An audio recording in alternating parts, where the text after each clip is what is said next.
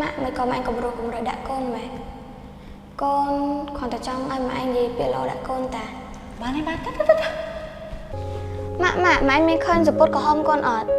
កូនឯងទេសួរថាវានៅណាម៉ាក់កូនទុកនេះនៅណាបោះចោលកូនយកទៅបោះចោលម៉ាក់កូនបោះចោលនេះនៅណាណែបោះលើក្បាលម៉ាក់មកកូនបោះមកបានទេទៅម៉ាក់យកអាយទៅហាលមែនអត់ផងម៉ាក់ដើរលេងតាម៉ាក់មិនក៏ម៉ែកំរោកំរើដាក់កូនម៉ែកូនគ្រាន់តែចង់ឲ្យម៉ែនិយាយពាក្យល្អដាក់កូនតាបានទេបានទៅ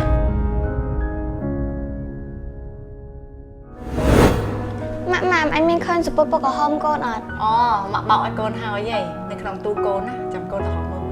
ចាអរគុណម៉ាក់អានេះកូនតុកណាណាអូកូនតុកនៅទូទឹកកកកូន